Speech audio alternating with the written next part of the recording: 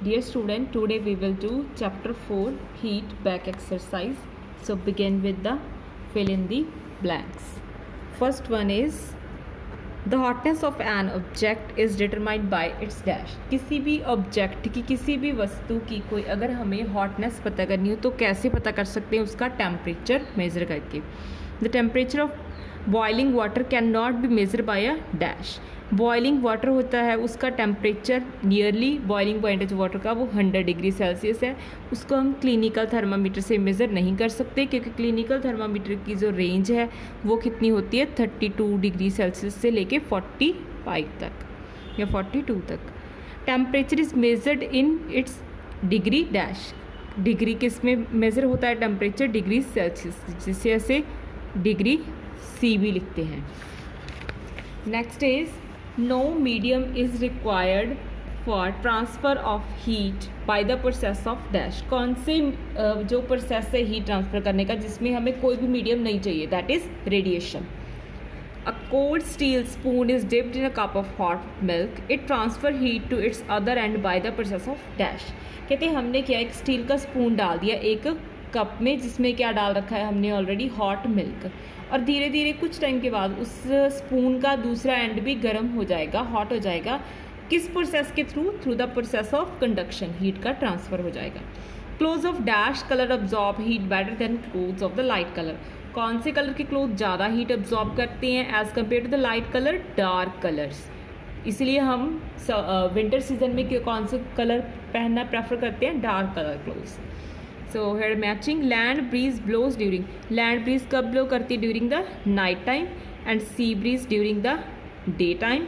Dark colours cloth हम कब prefer करते हैं? In the winter season. And light colour clothes we prefer in the summer season क्योंकि वो हीट को कम अब्जॉर्ब करते हैं, इसलिए हम समर्स में लाइट कलर क्लोथ्स पहनते हैं. नेक्स्ट आपकी एक डायग्राम है. इसमें क्या है, हमने एक बर्नर ऑन कर रखा है, उसके ऊपर एक ट्राइपॉड स्टैंड रखा है और ये वायर गॉज है, और हमने क्या है एक पैन में वाटर को बॉईल कर रहे हैं. इसमें 3 प्रोसेस चल रहे हैं हीट ट्रांसफ़र के. फर्स्ट वन जो है जिससे क्या है जो हमारी वायर गॉज है या उसके ऊपर जो हमने कंटेनर रखा है, पैन रखा है, उसमें जो वाटर है उसको हीट मिल रही है. कौन से प्रोसेस के थ्रू? रेडिएशन. क्योंकि इनका डायरेक्ट इसके साथ कोई टच नहीं है, फ्लेम जा रही है, तो हीट कैसे मिल रही है? रेडिएशन प्रोसेस के थ्रू. उसके बाद जो हमारा कंडक्टर है, जो हमारा कंटेनर है, उसको हीट मिल रही है किस प्रोसेस के थ्रू? Through the conduction. ये वायर गॉज है उससे हीट कंडक्टर हमारे जो कंटेनर है उसको कंडक्शन के थ्रू मिल रही है. और जो कंटेनर में हमने वाटर डाल रखा है वो कैसे गर्म हो रहा है? कौन से प्रोसेस के थ्रू? कन्वेक्शन के थ्रू. जितना जो वाटर बॉटम वाला है वो हॉट हो जाता है, ऊपर चला जाता है, और टॉप वाला जो होता है वो बॉटम पर आ जाता है. ऐसे क्या है पूरा जो वाटर है वो गर्म हो रहा है. नेक्स्ट 8 नंबर आपका है MCQ. 1 liter of water is 30 degree Celsius is mixed with 1 liter of water at 50 degree Celsius. The temperature of the mixture will be. कहते हैं हमने एक तो हमारे पास वाटर था जिसका टेम्परेचर था 30 डिग्री सेल्सियस, दूसरा है हमारे पास 50 डिग्री सेल्सियस. तो हमने उनको मिक्स कर दिया, तो अब उनका टेम्परेचर 80 डिग्री सेल्सियस होगा, 20 होगा, 50 से ज़्यादा होगा या 80 से कम होगा, या फिर 30 और 50 के बीच में होगा. तो इसका सही आंसर क्या है? 30 to 50. ठीक है. जो 30 वाला है वो अपनी हीट क्या है, 50 वाला जो है वो अपनी हीट लूज़ कर देगा और 30 वाला उसे ले लेगा. तो उसका कॉमन टेम्परेचर यानी कि नॉर्मल 30 से लेके 50 की रेंज में हो सकता है, 40, 45, 35 ऐसे. नेक्स्ट है an iron ball at 40 degree Celsius is dropped in a mug containing water at 40 degree Celsius. The heat will. कहते एक बॉल थी आयरन की, हमने उसको 40 डिग्री तक हीट किया और उसको किस में डाल दिया? एक मग में डाल दिया जिसमें वाटर था, वो भी कितने डिग्री तक हीट किया हुआ था? 40 डिग्री सेल्सियस तक. तो दोनों का टेम्परेचर क्या है? सेम. तो कहते क्या होगा? Flow from iron ball to water. Heat का फ्लो होगा आयरन बॉल का. आयरन जो बॉल है वो अपनी हीट किसको दे देगी? वाटर को. Not flow from iron ball to water और from water to the iron ball. कहते कोई भी अपनी हीट ट्रांसफ़र नहीं करेगा. Flow from water to iron ball. कहते वाटर अपनी हीट आयरन बॉल को दे देगा.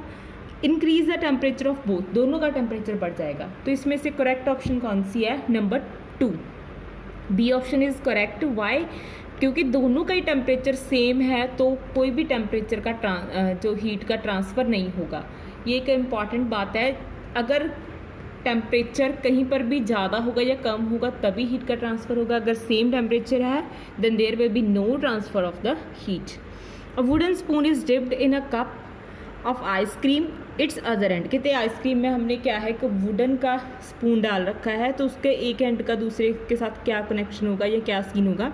Become cold bye the process of conduction. कहते हैं कंडक्शन का प्रोसेस होगा या फिर कन्वेक्शन का होगा या फिर रेडिएशन का, और वो ठंडा ही रहेगा, वैसे का वैसा कोल्ड ही रहेगा. कोल्ड ही रहेगा जो हमने आइसक्रीम कप में स्पून डाला है वुडन का, because wooden is a bad conductor of heat. Wooden heat conduct करता ही नहीं है, इसलिए उसका टेम्परेचर वही का वही सेम ही रहेगा, कोल्ड ही रहेगा. Stainless steel pans are usually provided with copper bottom. The reason for this could be that. कहते हैं जो स्टेनलेस स्टील के हमारे घरों में कंटेनर हम किचन में यूज़ करते हैं उनका जो बॉटम होता है वो ज़्यादातर कॉपर का बना होता है. ऐसे क्यों?